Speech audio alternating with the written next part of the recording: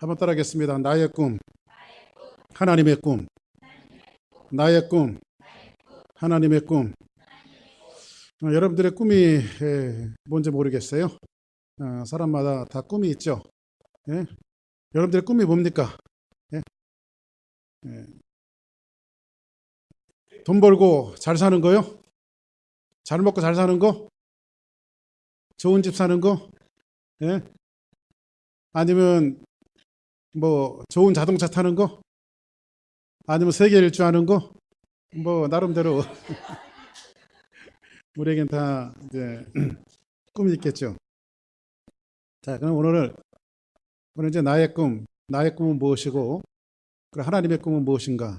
이거에 대해서 오늘 말씀을 통해서 여러분들과 계속 말씀을 나누고자 하는데, 이제 우리가 강의 설교이기 때문에 사도행전의 연속성으로 오늘 이제 본문이 갖는 위치가 어떤 것인가를 좀 알아야 합니다. 이제 바울과 바나바가 1차 전도 여행을 했죠. 이제 하나님의 능력을 받고 이제 바나바가 또 바울이 이제 성령의 충만함을 받고 그들이 이제 이방 땅을 향해서 복음의 포문을 열기 시작하는데, 1차 전도 여행의 목적은 뭐냐면 어찌하든지 예수 안 믿는 영혼들이 하나님 앞에 들어오게 하는, 이러한데 1차 전도 여행의 목적이 있었어요. 그리고 이 1차 전도 여행은 여행 끝에 정말로 많은 영혼들이 하나님 앞에 부복하고 예수 그리스도를 영접하고 거듭나는 놀라운 역사들이 곳곳 현장 속에서 많이 이루어졌던 것들을 우리는 이미 성경을 보아서 압니다. 그리고 이제 안디옥에 돌아왔을 때에 이제 평안하게 안디옥 교회가 계속 성장해 가는데, 예루살렘 교회에서 의문이 생겼어요. 무슨 의문이 생겼냐면 과연 이방인들이 구원을 받았나, 이 소식이 들려오는데, 그래서 예루살렘 교회에 있었던 어떤 교사들이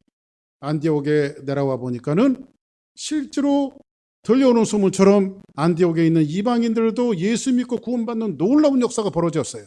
이것을 보고 나서 이들이 잘못된 가르침을 가르는데 플러스 알파를 가리켰다고 말씀드렸죠.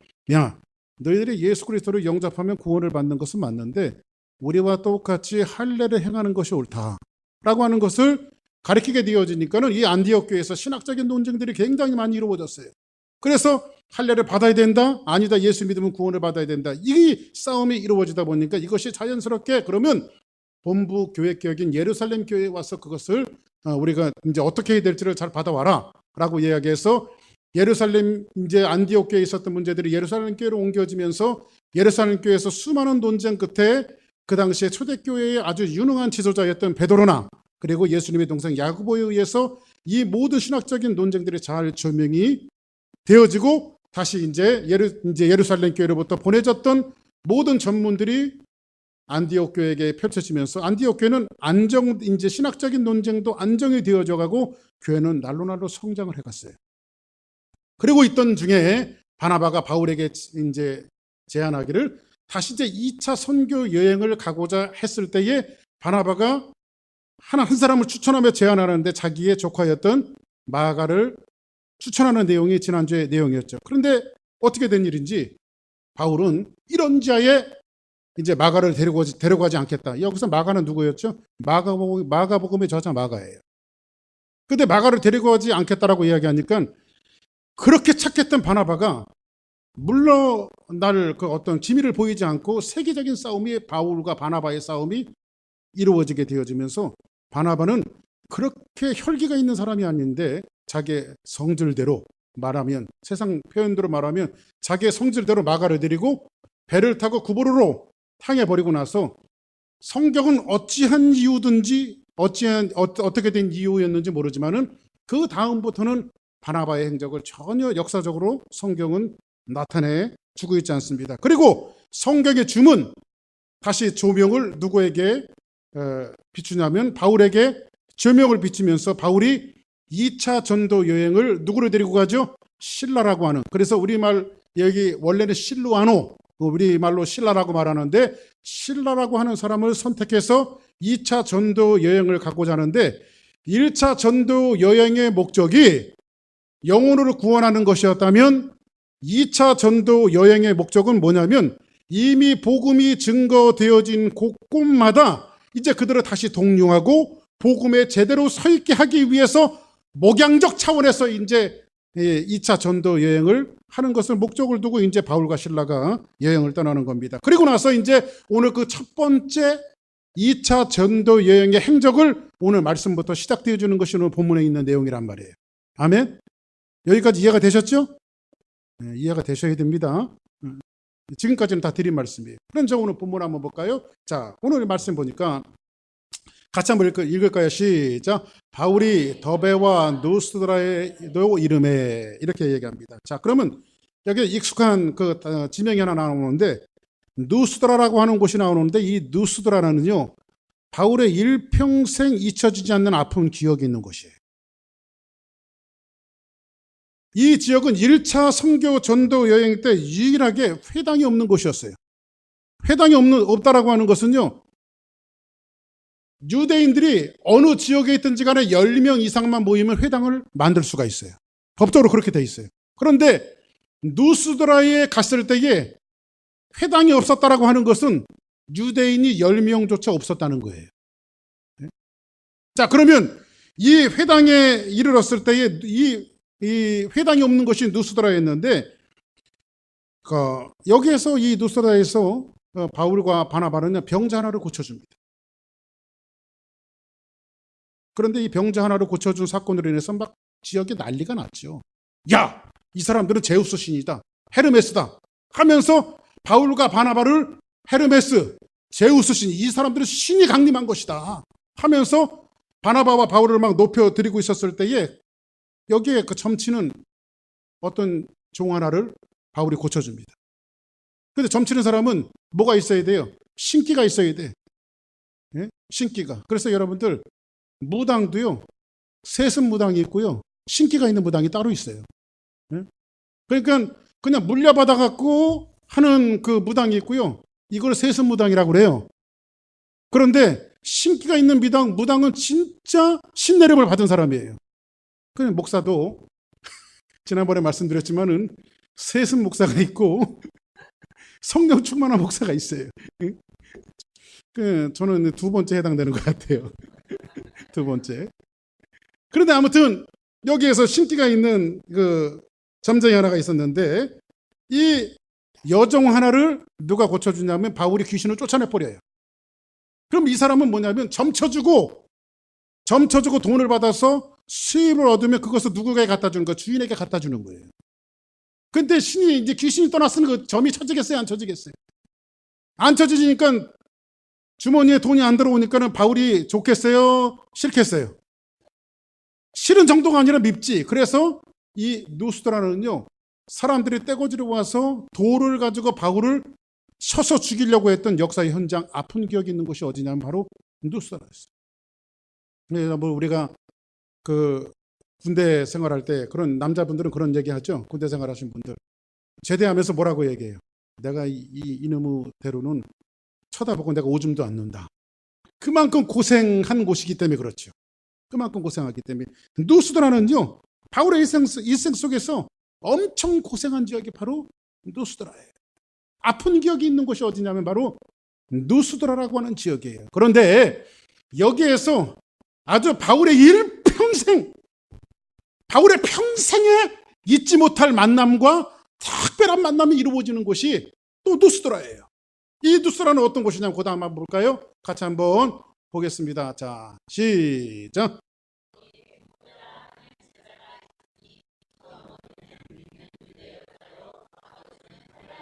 자, 그럼 누스드라에 갔을 때 거기에 누가 있어요? 디모데라 하는 그런 팀이라고 하는. 그래서 여기서 성경에 보면 디모데전서, 디모데후서 있죠. 디모데라고 하는 특별한 사람에게 바울이 편지를 전서와 후서까지 쓸 정도로 이 디모데가 이런 인물이에요. 그리고 디모데후서는 바울의 서신 중에 자기가 죽음을 얼마 남겨두지 않고 디모데라고 하는 사람에게 자기의 유언서 같은 편지를 쓸 만큼 디모데는 바울에게 있어서 아주 특별한 사람이었어요. 근데 어디에 있어서 누스드라 하는 곳에 있는데 디모데라 하는 누가 있으니? 제자가 있으니 그 어머니는 그냥 유대인이 아니라 믿는 유대여자예요. 그래서 외조모가 누구죠? 성경에 보니까 로이스죠. 근데 믿음의 혈통을 가지고 계속해서 믿는 가정에서 누가 태어난 거예요? 디모데가 태어났어요. 디모데가. 그런데 아버지는 누구예요? 헬라인이라. 자, 그럼 이게 어떻게 된 거냐면요. 아마 이렇게 추정할 수 있어요. 디모데 어머니는 유대인 여자로서 믿는 여자였는데 디아스포라가 돼갖고 흩어진 유대 땅에 사는 사람이 아니라 외국 땅에 살다가 누스드라까지 흘러 들어와서 살다가 헬라 사람 외국 남자를 만나서 지금으로 이야기하면 국제 결혼을 한 사람이 누구냐면 바로 디모데의 어머니란 말이야. 거기에서 태어난 사람이 누구예요? 헬라인 아버지와 믿는 유대인의 어머니 사이에서 태어난 사람이 누구냐면 디모데예요. 지금으로 이야기하면 이 디모데는 혼혈인이에요. 혼혈인. 자, 그러면 디모데는 장차 바울에게 있어서는요 아주 큰 통역자가 돼요. 엄청난 통역자가 돼요. 근데 그 사람을 극적인 만남은 어디서 이루어졌어요? 누스드라에서 이루어졌어요. 근데 성경은 디모데라고 하는 사람의 평가를 이렇게 하고 있어요. 한번 성경 볼까요? 자, 2절. 자, 시작. 디모데는 누스드라와 이고니온에 있는 형제들에게 칭찬을 받는 자니. 자, 그러면 지형적으로 보면요, 디모데는 이렇게 말해요. 디모데는 누스드라와 이고니온 이렇게 말하는데, 누스드라와 이고니온은요 어느 정도 거리의 차이가 나냐면요, 지형적으로 20마일 정도 차이가 나요. 지금이야 뭐 자동차가 쌩 하고 달리지만 20마일 별거 아니지만요, 옛날에 고대 이 당시에 그 교통 상황을 생각해 볼 때 이 20마일이라고 하는 거리는요 엄청 먼 거리예요.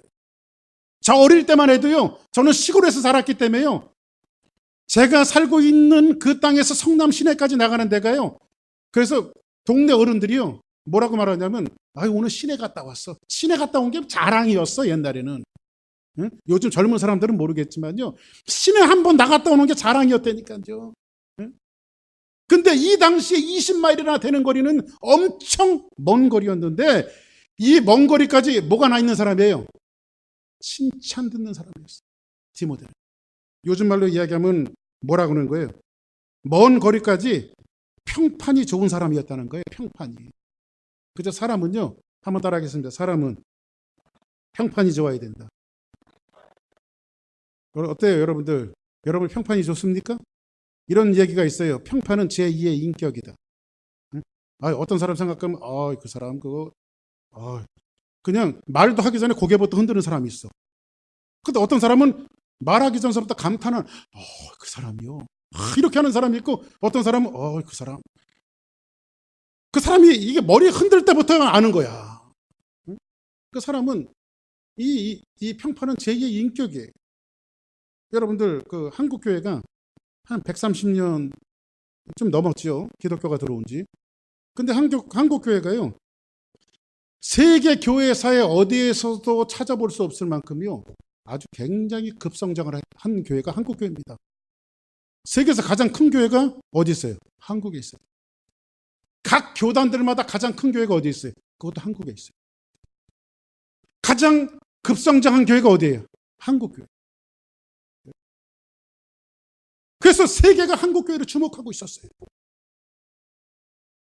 근데 요즘에는요 한국 교회가요, 이민교회도 마찬가지예요. 포함해서 이 평판이 땅에 떨어졌어요. 그렇죠? 이런 말이 있어요. 어떤 애들이요, 교회에서 나와서 막 교회 앞에서 네가 잘했느니 내가 잘했느니 막 싸우고 있더래요. 그때 어떤 할아버지가 지나가다가 그러더래요. 이름 자식들 왜 싸워? 여기가 교회인 줄 알아? 응? 교회도 아닌데 왜 싸우냐는 거야. 교회가 어떻게 돼? 싸우는 거, 다툼이 있는 거, 그렇죠? 부도덕한 거, 이런 아이콘으로 지금 한국 교회가 전락이 돼 있어요. 그죠? 교회 이미지가 그러면 안 되겠잖아요. 평판이 좋아야 되겠죠. 우리 주사랑교회도요 평판이 좋은 교회가 되어줘야 돼요. 아멘. 그래서 여러분들 그런 말이 있잖아요. 그리스도인이 되기 전에 먼저 사람이 되는 거. 예수 믿는 사람이 되어지기 전에 자기 평판을 갖고 가는 사람이 될 수 있는 것이 엄청 중요한 거예요. 어떤 사람은 그런 얘기예요. 나는 사람 신경 쓰지 않아. 나만 예수 믿으면 되는 거지 뭐. 이렇게 하면서 그냥 교회 다니면서 이 사람 상처 주고 저 사람 상처 주고, 그래서 그 사람 얘기할 때는 그 사람 막 머리를 흔들면서 그 사람이요 이러면서 그냥 이런 사람들이 있어. 응? 옆에 분들하고 인사하세요. 당신은 평판이 좋아야 합니다. 시작. 우리 교회는요 평판 좋은 교회가 돼야 돼요. 아멘. 우리도 평판 좋은 사람이 돼야 돼요. 예? 아무개 집사님, 아무개 권사님, 그분요 이래야지. 아무개 집사님, 아무개 권사님, 이러면 안 된단 말이야. 그죠? 예. 자, 그런데 누스드라에서 바울의 선교 역사상 바울의 일생에 아주 극적인 만남이 이루어지는 이 만남이 바로 디모데와의 만남이에요. 근데 이 디모데는 굉장히 평판이 좋은 사람이고 누스드라에서 바울의 선교 사역에 누가 합류하죠? 디모데가 합류하게 되죠. 그 말을 성경을 이야기하면서 3절 한번 볼까요? 시작.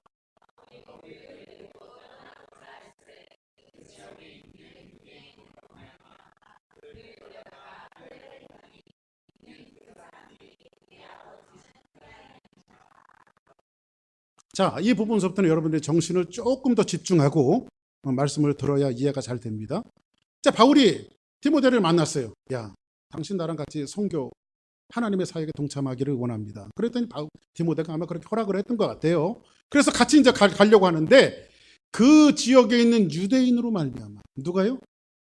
유대인으로 말미암아 그를 데려다가 뭐를 행해요? 할례를 행해요. 자, 그러면 우리가 좀 전에 지지난주에 들었던 말씀이 있죠. 뭐가 문제였어요? 할례를 행해야 되냐 말아야 되느냐. 그래서 예루살렘에서 온 잘못된 교사들이 너희들이 예수만 믿고 구원을 받는 것이 아니라 할례까지 행해야 하나님의 자녀가 된다라고 가리키니까 거기에 정면적으로 대들었던 사람이 누구예요? 바울이잖아요. 아니다, 예수 믿으면 구원을 받는다. 그래서 예루살렘 교회까지 가서 그것을 조명해 와서 그것을 정리했던 장본이 앞장서서 정리했던 사람이 누구예요? 바로 바울이란 말이에요. 근데 이 디모데를 만나는데 누스드라에서 디모데를 만나고 유대인으로 말미암아 디모데를 데려다가 뭐를 시켜요? 할례를 시켜요. 할례를. 근데 왜 할례를 시켰을까요? 이제 고린도전서 보면 이런 말이 있어요. 한번 성경 볼까요? 자, 고린도전서 9장 20절에 보니까 자, 같이 있습니다. 시작. 유대인에게 내가 유대인과 같이 된 것은 유대인을 얻고자 함이요 율법 아래 있는 자들에게는 내가 율법 아래 있지 아니하나 율법 아래 있는 자같이 된 것은 율법 아래 있는 자들을 얻고자 함이요. 자, 그러면 이 말씀은 뭐예요? 지금 바울이 디모데에게 할례를 행하라고 하는 것은 할례를 받아야 구원을 얻을 수 있다라고 말하는 것이 아니라 누구를 얻고자, 그 지역에 있는 유대인들을 얻고자 디모데를 할례를 시키려고 하는 거예요. 왜냐하면 누가 봐도 디모데의 어머니는 유대인이지만은 디모데의 아버지는 헬라 사람인 것을 사람들이 다 알고 있어요. 그러면 동질성을 갖고 복음을 증거하기 위해서는 지금 누구에게 할례를 행해야 돼요? 디모데에게 할례를 행하는 거예요. 누구를 얻고자, 누구를 의식해서 그렇죠? 유대인들을 의식해서 그래요. 유대인들을. 누가? 바울이. 그래서 디모데를 데려다가 복음을 원활하게 증거하기 위해서 할례를 행하는 것을 볼 수 있어요. 그러면 여기서 우리 한 가지 생각해 볼 게 있어요. 하나님께서 부활하신 예수님께서 제일 처음에 다메섹 도상에서 사도 사울을 만나셨어요. 사울아, 사울아, 내가 어찌하여 나를 핍박하느냐? 내가 언제 핍박했습니까? 당신은 누굽니까? 나는 네가 핍박하는 예수라. 그때 그 대화가 오가면서 하나님께서 사도 바울을, 예수 그리스도께서 사도 바울을 부르신 목적이 뭐였죠? 유대인의 사도예요? 이방인의 사도예요? 하나님은 이방 종족들에게 복음을 증거하기 위해서 특별히 사울이라고 하는 사람을 선택해서 사도의 바늘에 올려주시고 바울이 되게 하셨어요. 아멘. 자, 그러면 여기서 생각할 것은 뭐냐면 지금 바울이 가는 곳마다 제일 먼저 찾는 것이 어디죠? 회당이에요. 회당은 누가 있어요? 유대인들이 있어요.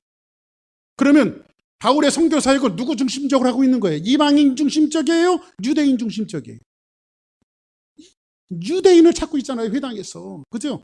그러니까는 형식적으로는 이방 땅을 향하고 이방인에게 복음을 증거하지만요, 유대인을 벗어나지 못하는 선교 사역과 그의 미셔너리를 지금 하고 있는 중이에요.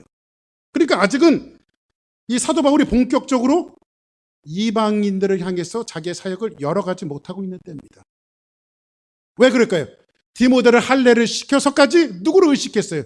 유대인들을 의식할 정도라고 이야기하면 아직은 전면적으로 이방인들을 향해서 복음을 증거하는 것이 아니라 누구를 의식하고 있어요? 유대인들을 의식하고 있어요. 유대인들. 자, 그러면 이미 바울에게는 이방 선교 사역을 위해서 하나님이 사인을 주셨죠? 어떤 사인을 주셨어요?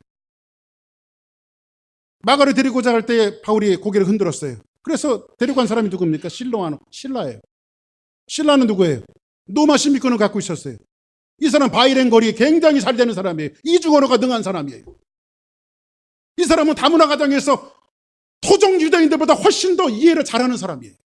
그렇죠? 그럼 이방인들에게 복음을 증거하기 위해서는 토종 유대인들이 나을까요? 아니면 이중언어를 하는 사람들이 나을까요? 저기 지금 이중문화권에 있는 아이들이 있는데 쟤네들이 신앙이 돈독하게 들어가갖고 복음을 증거하는데 예를 들어서 선교를 나갔다고 생각해 보세요. 쟤네들이 나을까 우리가 나을까요? 이런 이 토종 이 박목사 같은 사람이 나을까요? 쟤네들이 훨씬 나은 거예요. 사역하기. 왜냐하면 이중문화에 대해서 어릴 때부터 이해가 많고요. 그죠? 언어가 능하고요. 그래서 저런 아이들이 훈련받으면요 훨씬 더 주의 놀라운 일꾼이 되는데 그 사람 마가 대신 붙여준 사람이 누구예요? 바로 신라란 말이에요. 그죠? 그리고 누스드라에서 지금 극적인 만남이 이루어졌는데 누구와의 만남이 이루어집니까? 디모데와의 만남이 이루어져요. 디모데는 어떤 사람이에요? 신라보다 한 수를 더 뜨죠. 이 사람은 아예 외국인 아버지 사이에서 태어난 사람이야. 그럼 이 사람은 이중 문화에 대해서 훨씬 더 신라보다 훨씬 더 잘 이해하겠죠. 훨씬 더 퍼펙트한 언어를 쓸 수 있겠죠. 근데 하나님께서는 지금 왜 이런 사역자들을 사도 바울에게 붙여주고 있을까요? 유대인에게 복음을 증거하라고 아니면 이방인에게 복음을 증거하라고.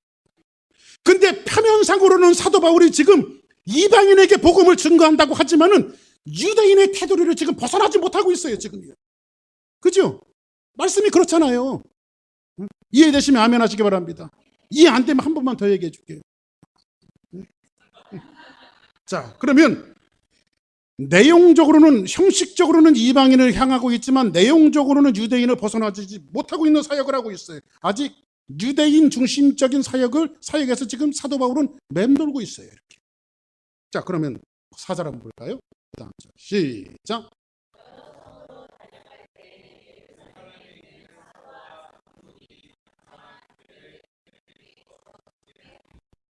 자, 그다음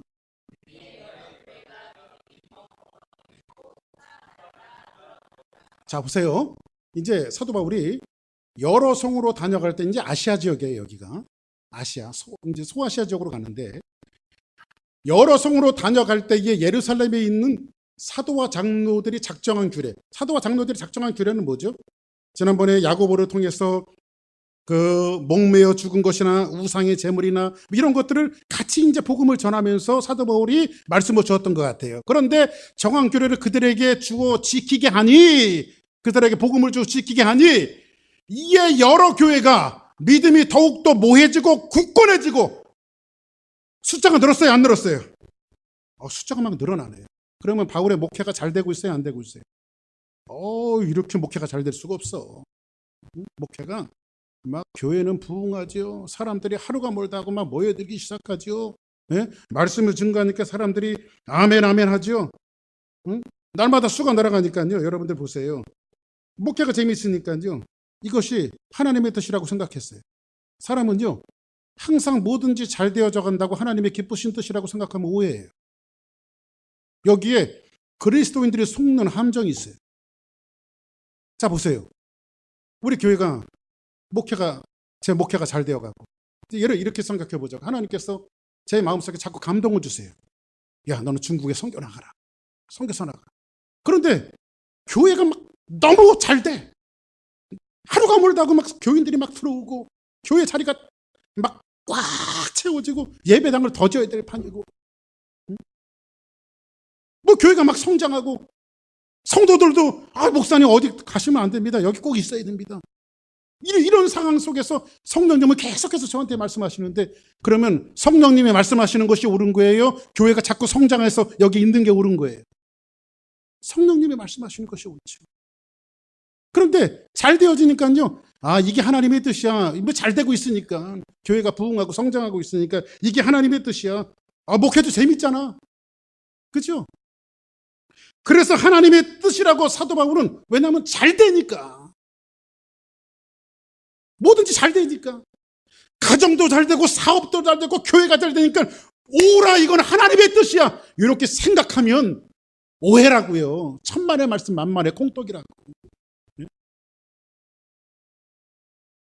다음처럼 한번 볼까요? 6절 시작.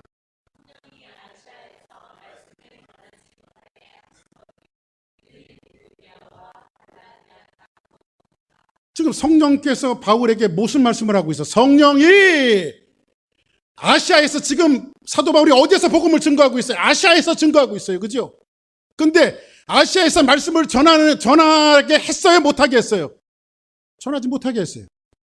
성령님의 뜻은 바울이 지금 아시아에서 복음을 전하는 그것이 성령님의 뜻이 아니에요. 근데 그들이 부르기아와 갈라디아 땅으로 다녀가, 이렇게 말하는 게, 부르기아 갈라디아 땅은 뭐예요? 역시 아시아예요. 역시 아시아. 성령이 원하지 않는데 왜 바울은 이렇게 고집을 부릴까요? 잘 되니까, 형통하니까. 이게 하나님의 뜻이야. 여러분, 우리의 삶 속에서 하나님을 이해할 때 여러분들은 그런 기준을 갖고 이해하지 않습니까? 그렇죠? 뭐든지 가정도 잘 되고, 자녀들도 잘 되고, 자녀들도 축복받고, 공부 잘해오고, 뭐든지 다 잘 되니까, 그래, 이게 하나님의 뜻이야, 여기가 좋사오니, 그것으로 여러분들을 생각하고 있지 않습니까? 근데 우리는 그때마다 정말 하나님께서, 성령께서 우리에게 원하시는 하나님의 꿈이 무엇인가를 자세히 관찰해 볼 수 있는 것이 굉장히 필요해요. 형통하고 잘 되니까. 성경에는요, 형통을 두 가지로 말하고 있어요. 원어로 셀라흐, 찰라흐, 이런 말로 쓰고 있거든요. 첫 번째는요, 인간적인 형통이에요. 두 번째는 하나님의 형통이에요. 인간적인 형통은 뭐예요? 바울이 지금 목회 잘 되는 거예요. 성경가 잘 열어지는 거예요. 근데 성령은 성경은 아시아에서 복음을 전하는 것을 좋아하세요? 싫어하세요? 하나님 지금 막고 있어요. 근데 내 삶은, 바울의 목회는 잘 돼야 안 돼요? 굉장히 잘 되고 있어요. 이 인간적인 형통이에요. 근데 찰나고 하나님의 형통이 있어요. 성경에 보니까 그 사람을, 성경의 인물 중에 한 사람이 있죠. 요셉. 성경에 보니까요, 요셉이 보디발의 집으로 종으로 팔려갈 때 하나님께서 그에게 형통케 하셨더라. 요셉이 감옥으로 들어가니까요, 감옥에 들어가는 요셉을 형통케 하셨더라. 여러분, 그런 형통 하시겠어요? 무슨 형통이, 감옥 들어가는 형통이 있고 종으로 팔려가는 형통이 있어. 근데 그건 하나님의 형통이래요. 우리는 결론을 알아요. 나중에 요셉이 애굽의 총리 대신이 되어지고 세상 모든 나라들을 다스리는 최고의 자리에 올라가 있다는 사실을 아니까, 결론을 알고 그 과정을 우리는 이해를 하니까는 하나님이 형통케 하신 거야, 이렇게 하나로 이해하지만요, 사실 하나님은 감옥에도 집어넣으시고 종으로 팔려가게 하시는 수많은 고난과 어려움 끝에 하나님이 원하시는 꿈을 이루기 위해서, 하나님의 비전을 이루기 위해서 하나님 요셉을 사용하신 거예요.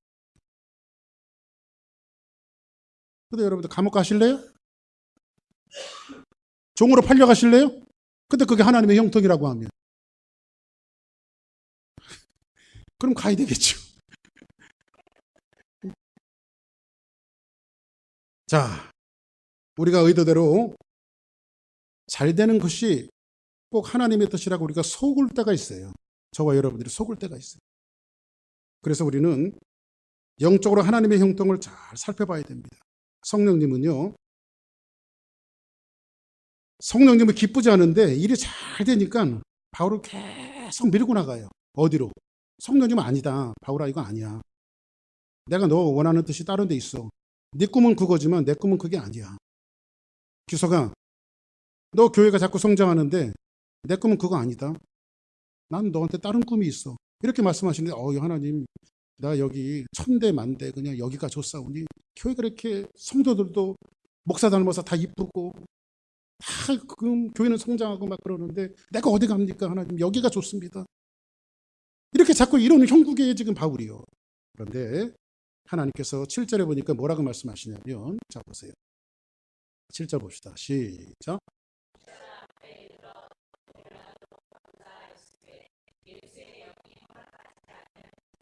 자 보세요. 무시아 앞에 이르러 비두니아로 가고자 애쓰니 계속 아시아로 아시아로 계속 뭐 복음을 증거하는 걸 애쓰고 있어요. 왜 그럴까요? 목회가 잘 되니까. 그냥 깃발을 꽂는 것마다 교회가 세워지고 막 성장하니까요.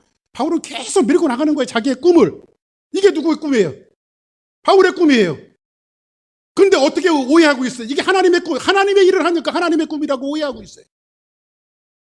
근데 여기서 보면 예수의 영이 누구예요? 성령이죠. 성령 허락했어요? 안 했어요? 성령님 허락하지 않아요. 성령. 이해되시면 아멘 하시기 바랍니다. 그런데 여기서 이제는 나의 꿈과 하나님의 꿈이 충돌되는 상황이에요. 이건 내 꿈인데 목사님 꿈은 뭡니까? 교회가 아름답게 이전해서 하나님이 더 좋은 성전 주셨어. 수많은 영혼들이 하나님 앞에 돌아와서 교회들마다 꽉꽉 채우고 건축으로 또 한 번 건축으로 또 한 번 건축으로 교회가 막 부흥하는 거. 이게 뭐 나쁘진 않아요. 근데 사랑하는 여러분, 정말 하나님의 꿈은요, 교회가 크냐 적으냐, 교회가 숫자가 많으냐 적으냐, 교회가 헌금이 많이 들어오냐 이게 아니라 하나님이 원하시는 마음을 살펴서 그 꿈에 부합돼서 우리가 거기에 순종하는 교회가 정말 하나님이 원하는 교회예요. 바울의 사역이 너무너무 잘 돼가고 있고 교회의 깃발을 꽂는 것마다 사람들이 메어질 정도로 찾아오고 있고 교회는 성장하지만 하나님은 아니에요. 하나님은 그 일이에요. 그 일이 아니에요. 그래서 계속 고고하는 거예요. 어디로? 아시아로 계속 고고하는 거예요. 근데 두 번이나 성령이 아니라고 그랬죠. 성령이 아니다. 예수의 영이 아니다. 허락하지 않냐. 아니, 두 번이나 하나님이 아니라고 그러죠.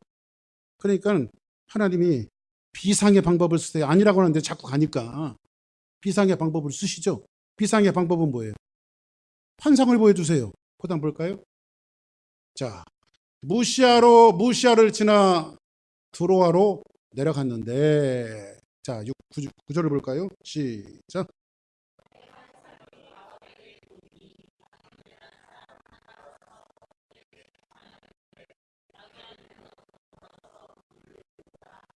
자, 보세요. 바울의 목회가 잘 됐어요. 어디에서? 아시아로 가면서. 유대인을 벗어나지 못하고 유대인을 주축으로 복음을 증거하는데 이 교회가 너무너무 잘 되는 거예요. 부흥하는 거예요. 자, 계속해서 나가고 있는데 하나님께서 누구를 붙여주세요? 이방인의 복음을 증거할 수 있도록 두 사역자를 붙여주시는데 신라를 붙여주시고 디모데를 붙여주셨을 때 이미 바울은 캐치했어야 돼요. 하나님께서 본격적으로 이방 땅으로 가라고 하는구나. 캐치했어야 돼. 근데 계속해서 바울은 자기의 사역을 펼쳐나가고 있어요. 어디로? 아시아로. 그때 성령이 두 번씩이나 아니다. 이건 아니다. 두 번씩이나 말씀하세요. 그런데도 바울은 계속해서 나가지요. 그랬더니 특단의 방법을 쓰시죠. 하나님께서. 뭐예요? 밤의 환상이 누구에게? 바울에게 보이니 마게도냐 사람 하나가, 마게도냐 유럽이죠. 마게도냐 사람 하나가 서서 그에게 청하여 이르되 마게도냐로 건너와서 우리를 도우라 하거늘, 이렇게 말해요. 도우라 하거늘. 자, 여러분 보세요.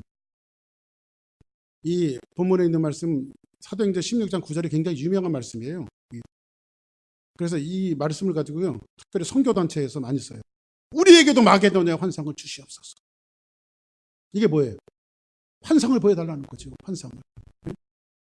안타깝게도요, 이 환상을 영어의 비전으로 번역을 했는데 저는 좀 이 비전이라고 하는 말과 환상이라고 하는 말이 별 잘 이게 맞지 않는 것 같아요. 제 생각에는. 왜냐하면 뭐 선교단체, 우리 옛날에 제가 그 영동포침역에서 유스 미니스터리를 했잖아요. 근데 학생들 한 70명을 데리고요, 모 선교단체에서 누가 추천을 그렇게 해주더라고요. 그래서 모 선교단체에서 그 수련회 하는 곳에 학생들 70명을 데리고 수련회로 올라갔었어요. 근데 이게 우리에게도 마게도냐 환상을 주시옵소서. 그리고 선교단체들이 뭐 좀 잘해요. 좋은 강사들 와갖고 막 열심히 막 찬양하고. 근데 애들 티네이저 때 감수성이 굉장히 예민하지 않습니까? 물론 그런 거 한 번씩 우리 아이들이 경험해보고 비전을 품는 것은 굉장히 중요한데, 제가 마지막 날 되니까요, 맨 마지막 날은 클라이막스 부분이잖아요. 근데 마지막 날 되는데요, 애들이 막 떼굴떼굴 구르고 난리가 나고, 애들 70명 데리고 올라갔는데요, 60명이 선교사 가겠다라는 거예요. 근데 저는 걔들이 인솔하러 이제 전도사였으니까 애들 인솔하고 올라가는데 큰일 났다 싶은 거예요, 제가. 이거 잘못 왔구나. 애들이 왜냐면 고등학교는 졸업해야 되는데 당장 가겠다는 거야, 당장. 응? 그리고 애들이 갈 길이 멀잖아요. 고등학교도 졸업해야 되고 대학도 가야 되고 선교사 가려면 선교 훈련도 받아야 되고 수많은 과정들이 많은데 애들이 당장 나를 보내주시옵소서. 애들이 하는 너는 어디로 갈 거야? 나는 중국으로, 나는 필리핀으로 갈 거야. 나는 몽골로 갈 거야. 애들이 다 선교사 되겠대. 우리에게 마게도냐 환상을 보여주시옵소서 이러면서. 그래서 이게 큰일 났다 싶어갖고 나중에 이제 교회에서 저한테 또 애들 배려놨다고 문책이 오면 큰일 날 것 같아갖고 제가 담임 목사님한테 전화를 했어요. 목사님 큰일 났습니다. 왜 그러냐. 이만저만 해갖고 마지막 클라이막스 부분에 애들이 떼굴떼굴 구르고 여기까지는 좋았는데 애들이 다 선교사 나가겠다, 선교사를 다 나가겠다니 이거 큰일 났습니다. 뭘 봤대요. 하나님께서 너는 어디로 가라 어디로 가라 이렇게 말씀하셨대요. 그랬더니 목사님이 박전사 염려하지 마라. 왜요? 그랬더니 그냥 한 3일이면 괜찮아질 거야. 내 목회 경험상 3일이면 괜찮아질 거야 그러더라고요. 그 당시는 제정신이 아니었다가 이제 한 3일이면 제정신이 돌아오는 거예요. 이제 제정신이. 왜 그러냐면요, 여러분들 우리가 우리 신앙이요, 감성의 기초로 하면 좀 위험해요. 감성의 기초로. 왜냐하면 감성에는 치명적인 약점이 있어요. 약점이 뭐냐면 감성은요 하루에 12번도 더 변해요. 그죠? 그러니까 뭐예요?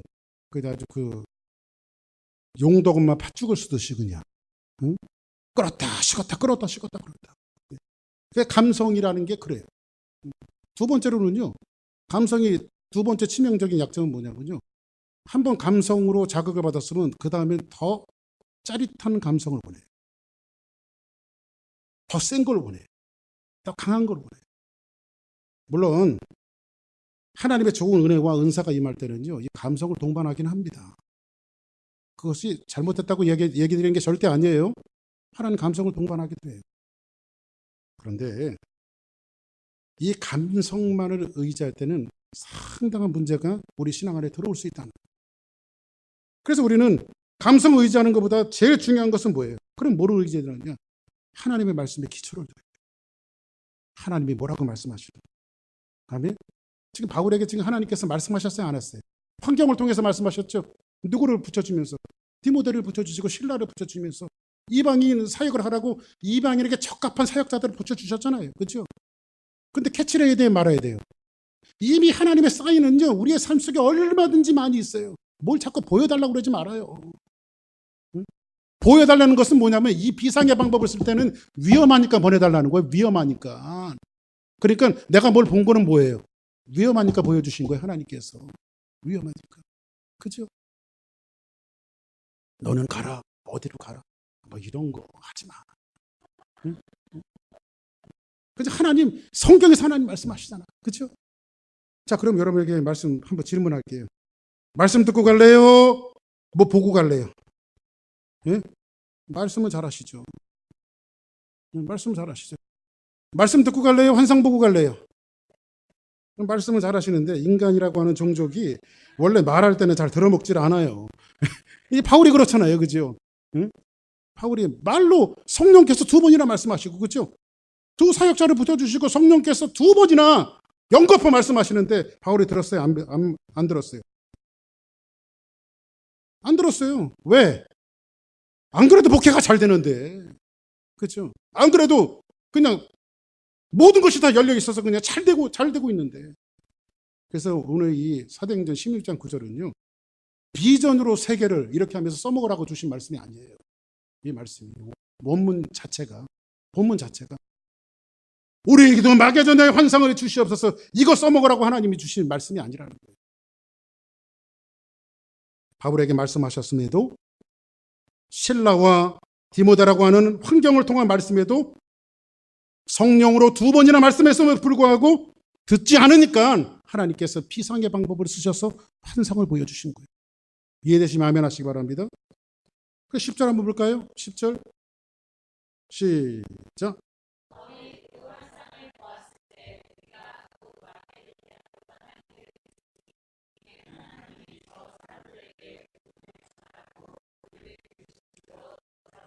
이제 바울이 이제 환상을 봤어요. 그렇죠? 우리가 곧 마게도냐로 떠나기를 심쓰니, 이제 바울이 고쳐 먹었어요, 안 고쳐 먹었어요? 근데 마게도냐로 떠나죠. 본격적으로 이방의 길을 열어요. 그리고 마게도냐로 떠나기 심쓰니 이는 하나님이 저 사람들에게 복음을 전하라고. 어떤 사람들이에요? 이방, 본격적인 이방 사람들. 전혀 복음이 들어가지 않는 이방 사람들. 유대인이 없는 불모지고 같은 땅들. 복음을 전하라고 우리를 부르신 줄을 뭐함이라? 인정함이로라. 여기서 인정하다라고 하는 것은 히라보로 신비바조라고 하는 말로 쓰였는데, 이것은 이런 뜻이에요. 격렬한 논쟁 끝에 설득이 되어지다, 이런 뜻이에요. 격렬한 하나님과의 논쟁이 있었어요. 하나님 목회가 잘 되어져 가지 않습니까? 아니다. 내가 디모데를 붙여주고 신라를 붙여주지 않았는지 이방 땅으로 가라. 환경을 통해서 말씀하시는데 바울은 잘 되니까 다시 아시아로 계속 자기 뜻대로 밀고 나가요. 자기의 꿈을 펼쳐나가요. 근데 하나님은 바울아, 내 꿈은 네 꿈이 아니야. 네 꿈과 내 꿈은 달라. 내 꿈은 저 이방 땅으로, 유대인을 벗어나서 저 이방 땅으로 복음이 흘러가는 것이 내 꿈이야. 이걸 계속해서 성령으로 통해서 말씀해 주세요. 그런데 하나님이 결정적인 비상수단으로 환상을 보여주시니까 격렬한 논쟁 끝에 바울이 하나님의 말씀을 인정했어요. 아멘? 인정했어요. 나의 꿈이 무너지고 하나님의 꿈이 실현되는 순간이에요. 우리의 꿈이 무너질 때에 하나님의 꿈이 실현될 수 있는 거예요. 우리의 계획이, 우리의 꿈들이 전적으로 내려놓는 은혜가 있어야 돼요. 하나님의 꿈이 실현되기 위해서 우리의 꿈들이 내려놔야 돼요. 여러분들이 꿈꾸고 있는 거 지금 잘 된다고 그것이 하나님의 뜻이 아니라. 제가 좀 신실한 사람 한 분 봤어요. 의사였어요, 그분. 제가 이 휴스턴에 계셨던 분이. 열심히 돈 벌어요. 의사도 돈 잘 버니까. 그러고 나서 그 돈 모아갖고요, 장비들, 의료기구들 이렇게 사갖고 선교지 나가갖고 또 선교하고 와요. 또 다시 돈 떨어지면 또 여기 와서 열심히 돈 벌어요. 또 나가서 선교해. 또 돈 떨어지면 와서 열심히. 그래서 이 사람이 사는, 돈 버는 것은 선교하기 위해서, 말씀을 증거하기 위해서 돈 벌어요. 그런데 몇 번 그렇게 하더니요, 귀찮은지 아예 들어가 버렸어. 내 꿈을 줬고 하나님의 꿈을 이룰 거야. 그죠? 내 꿈이야. 내 꿈이 내려놓을 때에 정말 하나님의 꿈이 이루어지는 거예요. 우리가 강건하면 80이라고 말하는데 우리의 그 인생 뒤에 여러분들 천국 생활을 위해서 그까진 80년 투자할 수 없습니까? 영원한 세상을 위해서 뭘 움켜쥐고 가지고 애쓰려고 하시는 거예요. 하나님의 나라를 위해서, 하나님의 꿈들을 위해서. 우리의 계획이, 우리의 꿈들이 내려놓을 때 하나님의 꿈이 이루어집니다. 그래야 민족이 살고 가정이 살고 교회가 사는 거예요. 아멘. 여러분의 꿈들이 비로소 내려질 때에 나라와 민족이 살게 돼 있어요. 교회가 살게 돼 있어요. 가정이 살게 돼 있어요. 그러면 하나 질문할게요. 이제 하나님의 꿈을 쫓아서 사도 바울이 격렬한 논쟁 끝에 인정을 하고 하나님의 뜻대로 마게도냐로 갔어요. 그러면 하나님의 뜻에 순종하면 만사형통할까요? 아니, 하나님의 뜻에 순종하면 하나님께서 탄탄대로처럼 만사형통을 이렇게 주셔야 될 거 아니에요. 꽃길이 깔리고 비단길이 깔리고. 그렇죠? 이 글을 누가 썼어요? 이 사도행전을 누가 썼어요? 답을 가르쳐 주잖아. 사도행전은 누가 썼어요? 누가가 썼어요. 누가가. 누가복음의 저자 누가죠. 근데 사도행전도 누가가 썼거든요. 누가의 잡은 뭐예요? 의사예요, 의사. 사실 여러분들 사도 바울은요, 걸어다니는 종합병원이에요. 아주 항상 병에 시달렸던 사람이 누구였냐면 사도 바울이에요. 뭘 남의 병을 잘 고치는 사람이 평생 골골하며 살았는지 몰라요. 근데 자기를 연약하게 하셨어, 하나님께서. 사도 바울을 연약하게 하셨어. 그러면 본격적으로 하나님의 길을 열어주면 만사형통하고 하나님께서 건강도 좀 확 회복시켜 주시고, 이렇게 해서 사도 바울을 내보냈어야 되는데 항상 사도 바울은 복음 전하면 밤새도록 아야 하면서 밤새도록 아는 사람이에요. 근데 성경에 보니까는 뭐라고 말하고 있어요? 우리를 부르신 줄 인정합니다. 이렇게 말하고 있어요. 우리를 부르신 줄. 여기서 우리가 마게도냐로 떠나기를 힘쓰니 이렇게 말해요. 우리가 마게도냐로 떠나기를 힘쓰니. 여기서 우리는 누구예요? 여기 누가 포함되어 있어요? 누가가 포함되어 있어요. 누가. 그렇죠? 사도 바울은요. 하나님께서 건강을 주시는 대신 누구를 붙여주셨어요? 의사를 붙여주셨어요. 유능한 의사가 사도 바울을 늘 치료했어요. 그런데 여기에서 하나님의 굉장한 묘수가 하나가 있어요. 그건 뭐냐면요. 의사는 직업상 자기의 학식을 동반해서요. 바울이 복음을 증거하는 행적 하나하나를 기록으로 남겼어요. 그것이 뭐예요? 사도행전. 그러니까 사람의 지혜가 하나님의 지혜를 쫓아가죠. 연약함 가운데 있지만 아야아야 하지만은 그에게 건강을 주는 대신 의사를 붙이셔서 그를 치료하게 하셨을 뿐만 아니라 역사적으로 사도행전이라고 하는 이 위대한 하나님의 말씀을 남기게 하셨어요. 누구를 통해서? 누가를 통해서. 그리고 오늘 본문은 아니지만 11절은 이렇게 이어지고 있어요. 11절 같이 한번 볼까요? 시작.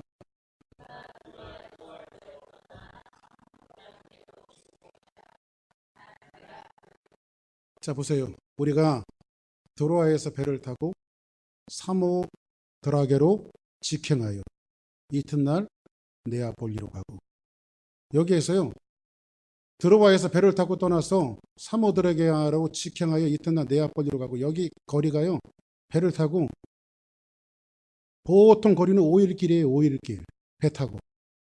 근데 오늘 출발해서 언제 도착했어요? 내일 도착했어요. 그래서 뭐예요? 직행하여 이렇게 말해요. 응? 직행하여. 여러분들 보세요. 이 5일이나 되는 거리를 하나님께서 이틀 동안 밀어 놓으셨다는 건 뭐예요? 그만큼 하나님의 마음이 급했다 그거죠. 그 지역에 복음이 증거되어지는 것이 그만큼 급했다 그거죠. 우리가 여러분들 이 직행했다라고 하는 말을 이렇게 해석을 해야 돼요. 야, 너 지금 저기 슈퍼마켓 가서 뭐 사고 뭐 사와? 네 엄마, 딴전 부리지 말고 고창 갔다 와. 그럼 고창 갔다 오라 그러면 뭐 이 직선거리로 약간 벽 뚫고 문 뚫고 뭐 이렇게 가라는 소리가 아니잖아요. 그죠? 무슨 소리예요? 빨리 다녀오라는 소리죠. 빨리. 그죠? 하나님이 여기서 이 말씀 직행했다라고 하는 뭐예요? 하나님의 마음이 그만큼 급했다. 그죠? 이 시대에 복음 증거의 급함에 저와 여러분들이 있어요. 주사랑교회가 있어요. 하나님은 이 시대에 저와 여러분들을 두셔서 이 급한 마음 속에 하나님께서 우리를 쓰시기를 원해요. 마지막 한 가지 더 말씀드릴게요. 그러면 바울이 2명의 사역자를 붙여주시고 2번이나 성령께서 말씀하시는데도 왜 환상까지 보여주시면서 바울을 설득했을까요? 바울이 특별나서? 바울이 귀해서? 바울이 엄청난 인물이어서? 하나님은 돌들로도 영광을 받을 수 있잖아요. 바울이 아니어도 얼마든지 그 사역을 하실 수 있잖아요. 그럼 이 말씀은 무슨 말씀일까요? 여러분들 보세요. 저 어디 여행을 갔는데 너무너무 좋아. 난 생처음 이렇게 멋있는 데는 처음 봐. 어디서 음식을 먹었는데 너무너무 맛있어. 이야, 생전 태어나서 이렇게 맛있는 음식은 처음 봐. 어제 우리 재원이하고 김치찌개를 제가 돼지고기를 숭덩숭덩 쓸어갖고 끓여줬더니 제가 먹고 또 먹고 하더라고요. 이렇게 배탈나 그랬더니 자기는 이렇게 맛있는 김치찌개 세상에서 처음 먹어본대. 아시겠어요? 그런데 정말 맛있는 음식을 먹어. 그런데 야, 좋은 곳, 아름다운 곳, 맛있는 음식을 먹으면서 여러분들이 제일 먼저 생각나는 게 누굴까요? 사랑하는 사람이죠. 미스김이 생각나면 안 돼요. 그죠? 미스리가 생각나면 안 돼. 누가 생각나야 돼? 자기 정말 사랑하는 아내가 생각나야지. 아, 여기는 꼭 나중에 우리 집사람하고 꼭 와서 이 맛있는 음식, 이 좋은 경치를 봐야 되겠다. 이런 마음이 있죠. 왜 없는 것 같은 얼굴로 이렇게. 그러면 하나님께서 바울에게 그를 신비바죠. 계속해서 설득해내시면서 드디어 마게도냐 땅으로, 하나님이 원하시는 땅으로 그를 밀어 넣으시는 것은 뭐예요? 여긴 이런 복음이 하나 있어요. 그건 뭐냐면, 바울아, 나 내 이 어마어마한 꿈에 다른 사람이 아니고 꼭 너랑 같이 하고 싶어. 이 일만큼은 꼭 너랑 같이 완성하고 싶어. 하나님의 꿈에 바울을 초청하는 거예요. 설득해서라. 사랑하는 여러분, 우리 주사랑교회 성도들 한 사람 한 사람들이 다 꿈이 있을 거예요. 근데 여러분의 영적인 길을 조금만 열고 하나님의 음성의 귀를 기울여 보십시오. 아무개야, 규서가, 나에겐 꿈이 있어. 근데 네 꿈을 좀 접어놓고 내 꿈을 위해서, 이 어마어마한 꿈을 위해서 이 꿈을 실현해가는데 나는 꼭 너랑 같이 하고 싶다. 내가 딴 사람하고 다 할 수 있지만 이 일만큼은 꼭 너랑 같이 하고 싶어. 이 일에 대한 하나님의 초대예요. 그 설득을 지금 하나님이 여러분들을 향해서 오늘도 하고 계신다. 오늘 이 말씀에 여러분들이 부름 앞에 있다라고 하는 사실을 잘 깨닫고, 나의 꿈은 묻어두고 나의 꿈은 내려놓고 하나님의 꿈에 눈을 뜨는 우리 주사랑교회가 되어질 때에 우리 교회가 비로소 성장하는 교회며, 우리 교회가 비로소 하나님이 원하는 교회며, 여러분들이 하나님이 원하는 성도로 거듭난다라고 하는 사실을 잘 깨닫고 믿음의 눈을 가지고 정말 하나님 앞에 영광 올려드리는 귀한 모습이 있기를 주의 이름으로 축복합니다. 기도하겠습니다.